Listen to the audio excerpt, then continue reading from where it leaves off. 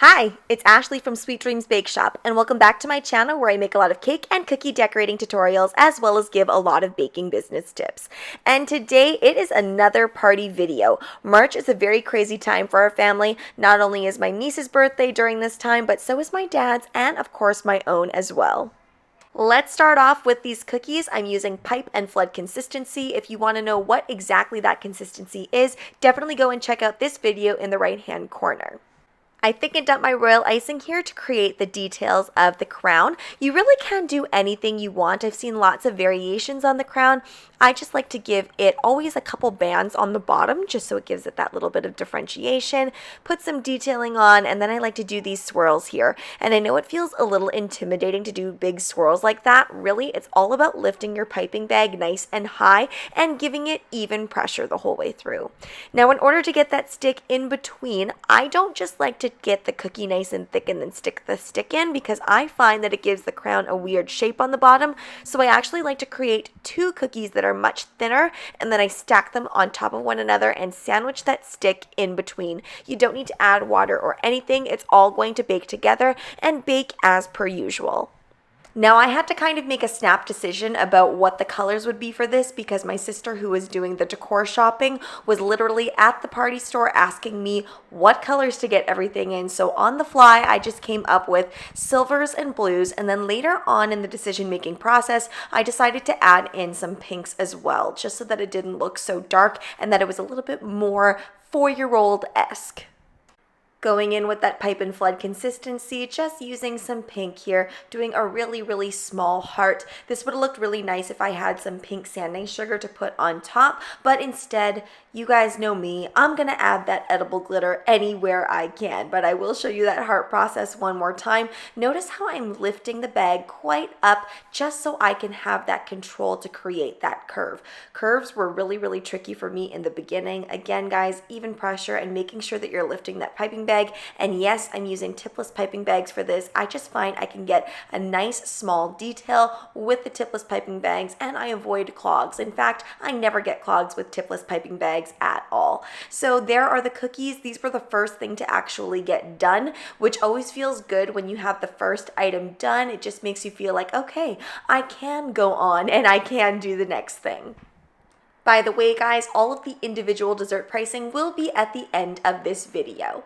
Now it's time to move on to the cakes, and I am going to be putting a sugar syrup in between this cake because I really don't know how quickly this is going to be eaten. We have so many desserts for such a small amount of people, so definitely going to be using that sugar syrup today.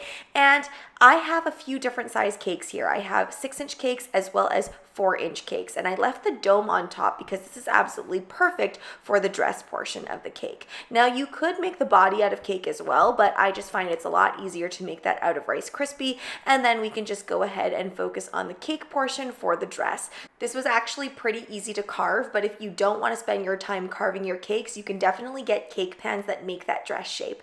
Here we are doing the 1-to-1 ratio of water and sugar to make that sugar syrup, and then we're going to put this filling on here, really making sure that that dam is nice and high so that we can get in as much of that strawberry compote as possible. And I did puree this strawberry because my sister absolutely hates fruit in general. She also hates fruit chunks. So to sneak in that fruit content, I do try to make sure that I puree her fillings whenever she's going to eat it.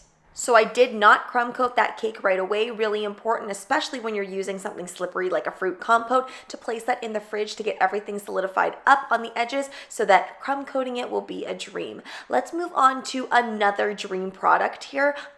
This is an amazing cake pop maker. I never really thought that I'd be using tools to create cake pops. It's fairly simplistic, and if you make the cake pop dough correctly, you can really mold any shape you want. But I literally finished these cake pops in about 10 minutes. I was very worried about how I would get a perfect star shape. I decided to get these molds. I will link them down in the description box below. This is not a sponsored video whatsoever, but I cannot say enough good things about these cake pop molds. It really cut my time in more than than just half. It really sped everything up. I did place those in the freezer before dipping them in white chocolate and giving that some glitter as well. Moving back along to our cake, I did crumb coat it off camera. I apologize. I just crumb coated the cake, placed it back in the fridge, and I did leave it overnight so that this part would be nice and easy for me. I am using satin ice fondant, which is my favorite. I just find it's super pliable and super easy to work with. Now, if you find when you're doing this technique here, which is kind of folding the fondant, that things are cracking on you, that's probably a good sign that you need to add some shortening. I always need in a little kind of tablespoon or so, maybe even less, of shortening into my ball so that I can get that flexibility in there without things drying out. Even the best fondant that is very, very silky smooth will need a little bit of that shortening, I find. And of course, to prevent that fondant from sticking to your table, do add some cornstarch. Don't be super, super generous with it. You don't want everything to be super dry.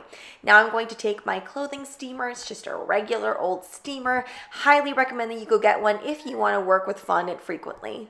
Now, my original vision for this cake was that I was going to have the mice kind of working on it and pulling strings, which is why I'm really haphazard with the way that I place this skirt on. I regret it later on because I end up deciding that, no, I think I want a more perfect looking dress, and it really makes it hard for me to cover up some of the seams. And the reason that I changed the dress is because Rachel actually made the mice for me for this cake, and I couldn't get it on there so that it looked like they were playing with everything. They just kind of looked like mice that were just sitting there. So I ended up just making this a nice dress without a whole lot of story to it. So you will see some imperfections here and there. However, I do think that it ends up turning out for the most part. Now I went ahead and I added some black on here to make it look like the dress is sitting on a mannequin. And again, I do have a dowel that's going right through the center of this. I probably should have cut down that dowel just a little bit more. You can see it bumping out just slightly, but it was all right. At this point, I was like, let's just do this. I think I did this cake in about 2 hours, I want to say. Whenever I'm working on carved cakes like this, no matter how simplistic or how detailed, the two things I really, really need are my steamer and my X-Acto knife. If I have those two things, I can basically do anything. Now what I'm doing is I'm placing on the sleeves. And let me tell you, there are so many different renditions of this dress that I really couldn't decide which way to go with this. Now I believe in the actual Disney animation, there are sleeves on this dress. I decided to eliminate them and just make it look like the sleeveless dress here. I thought it was a little bit more glam. It's also a lot easier because the sleeves are puffed sleeves and I would have to add those on and put some toothpicks in there. And I was a little bit rushed doing this. You guys will see a future video where I show you what I was doing on this same weekend, and it was quite busy. I had been up late the night before, and then I was up early, plus it was the time change, so I was losing time, and the party was about to start in a few hours. So now what I'm doing is I'm creating these fabric swags using fondant again. Really, if your fondant is the right texture, using that little bit of shortening in there is going to make all the difference because you can make those folds super, super easily. We're backing that up a little bit again, just so you can see me put these on. I'm really just folding those pieces of fondant and then draping it across. Really, really simple. This is way more simple than actually piping on swags, and all you need is the right texture of fondant to make this work for you. Because this was such a busy weekend, I had so much footage that I hadn't edited yet. Normally I edit right away after I create my videos, but I just didn't have the time. So a lot of my time lapses are on my phone. I must apologize. I also missed out on some particular small nuances, like making those ribbons there in slow motion. Basically, I just took my pastry cutter and I cut those ribbons, and then I did a little V shape at the end so it gets that nice tail. And then to make the bows, I've made bows several times for you guys. It's really just about folding those bows over and then covering up that center portion. But again, if you want to see that in slower motion, I definitely have a lot more videos where I show you how to make those bows on camera.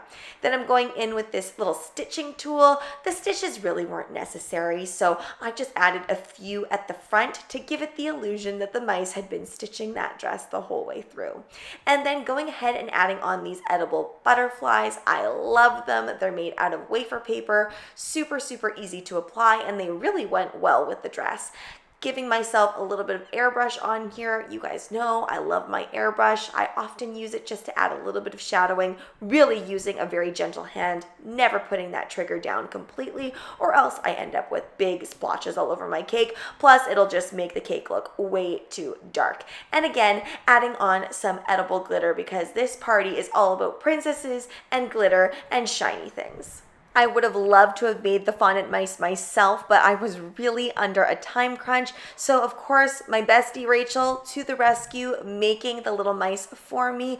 And I pretty much have Rachel's techniques down to a T. She often uses toothpicks inside of her characters just for stabilization. And she of course likes to use a good amount of that shortening in the satin ice fondant that we both love to use.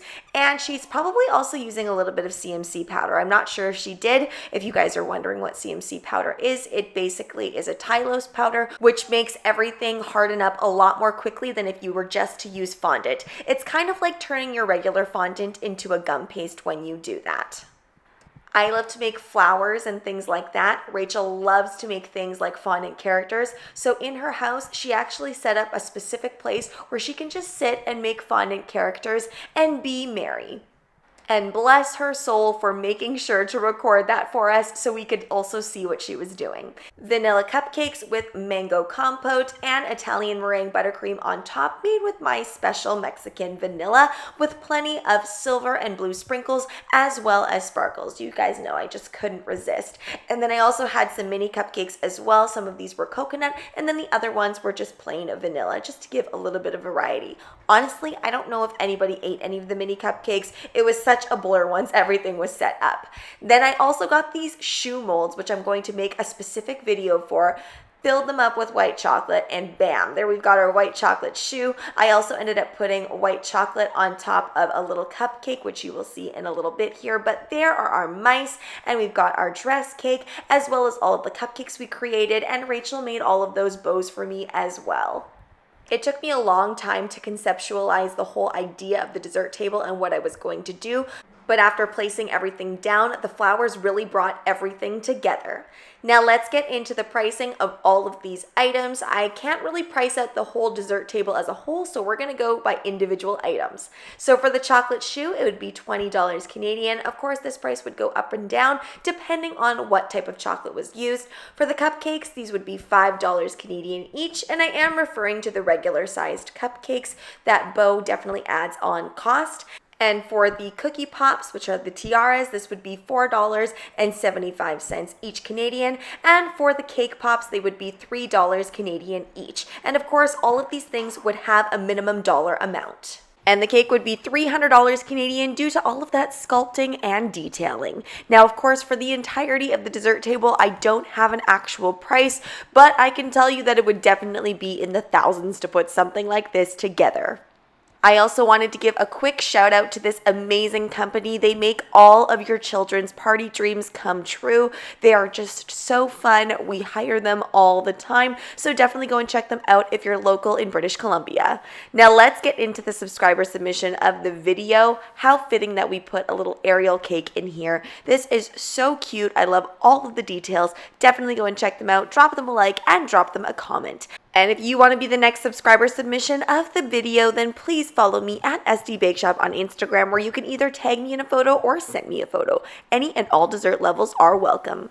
Thanks so much for watching, guys. Don't forget to like, share, and subscribe so you can be part of the Sweetie fam. Right now, I'm uploading weekly, so make sure you hit that notification bell so you know when I upload.